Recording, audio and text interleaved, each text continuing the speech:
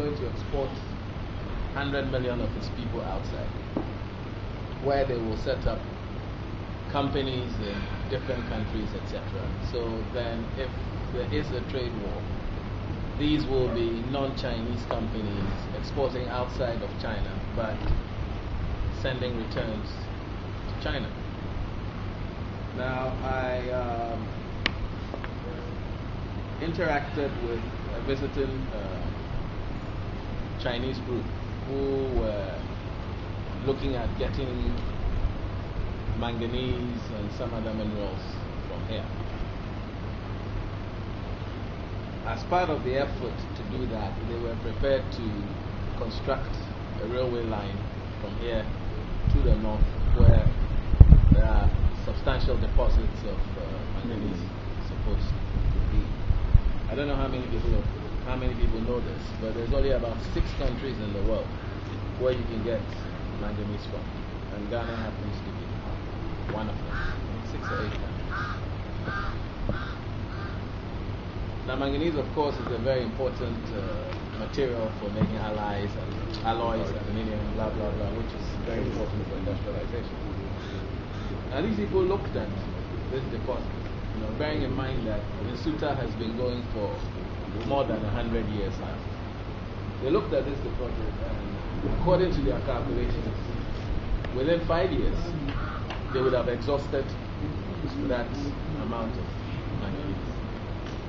I found that quite alarming, because I was asking myself, okay, so if we're going to open up to these people, to come and take all of this out in 5 years, what happens when we now want to industrialize, or want to create the factories to take advantage of this? Are we going to now find somewhere to import this? So that for me raised an issue with this whole China thing and looking to China. It sounds nice, but in practical application, I don't know. Kofi, maybe you can enlighten us on this. There's a question of what happens to all these Chinese people when they come and work and go. There are all kinds of stories. They are brought here as prison labor, and they are being put somewhere, so they are working for next to nothing, so they are able to quote cheaper than anybody else, and therefore this is how they get the contracts. You go to the marketplaces and you find Chinese people in the market selling everything from airweed upwards, but nothing is being produced here. Those of us who are running factories here are having to struggle to meet Chinese goods being dumped here with no protection or whatever. It's like we've resigned ourselves to being a nation of shopkeepers. And we don't even bring the best when we go to buy it. We find the cheapest quality possible. On a cheap market. And it's like, okay, fine. We can sell this over here. So there's the issue of sustainability. Now, again, with the issue of sustainability, I ask myself, by the end of this year, there are various reports of one company bringing in 1,500 people, another company bringing 1,000 people who are supposed to come and be employed here.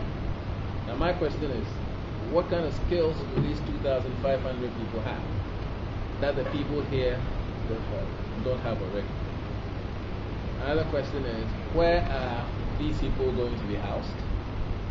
Who is going to put up the buildings to house these people? I mean, where are those contractors, architects, etc. going to come from?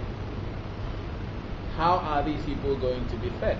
When I sit down and talk to experts who are opening up restaurants, etc. here, and they are telling you that, okay, they are flying in everything, even the bread that is going to be used to feed these people is going to be flown in. I ask myself, what are we getting out of it?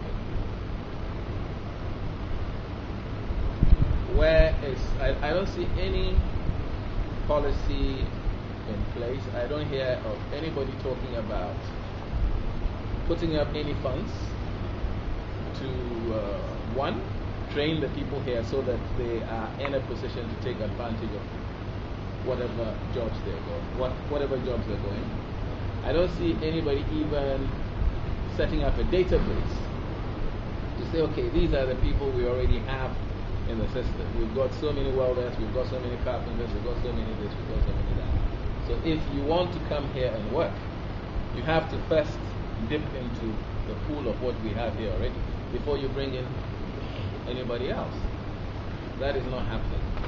Right? As to the whole oil, I don't know where the ownership of the oil blocks are vested.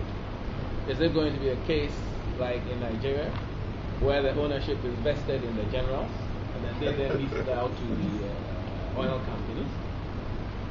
Is it going to be vested in private individuals over here? Is it going to be government vested? How? What do we have in place to even monitor how many barrels of oil are going out? I hear constantly, ships are going out with 300 barrels for testing, 400 barrels for testing, When do the tests stop?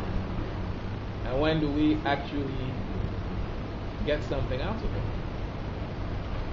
Is there any fund? I mean, people keep saying we're not going to go the Nigeria way, we're not going to go the Nigeria way. But what happened in Nigeria? Prior to oil, Nigeria's GDP was probably about 60% based on agriculture.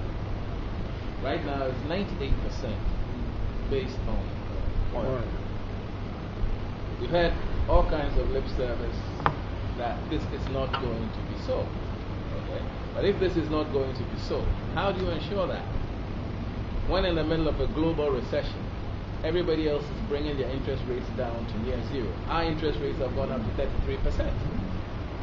Okay? Our competitors in Germany or anywhere in the West to set up a factory are given concessionary funds of anything from 10 to 15 years because they recognize that that is how long it takes to have a viable factory working and operational. Okay? We can't even get 1 year money. So, how do we compete? If I'm sitting here and somebody comes and says, oh, Weddy, just sign on this paper here, I say I'll make you a director and you don't have to suffer all the suffering you've been suffering. Just get 5 million, close down the factory, blah, blah, blah, and go and see. How many of us are going to say no?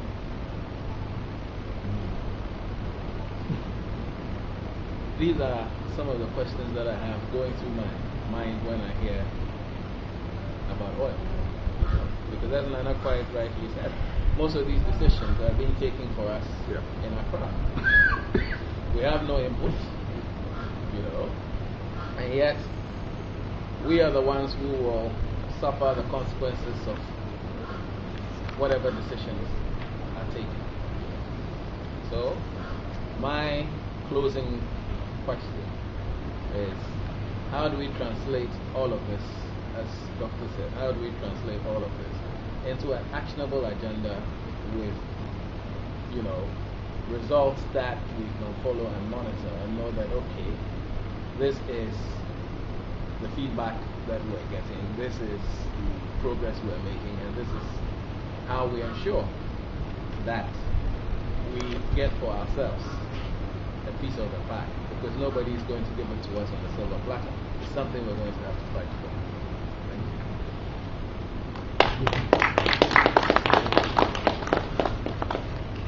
A lot of questions were raised. Now, what I enjoyed is that he still wants solutions to those questions. I remember that the first time I met President before over the oil, and I was talking to him one-on-one. I said, look,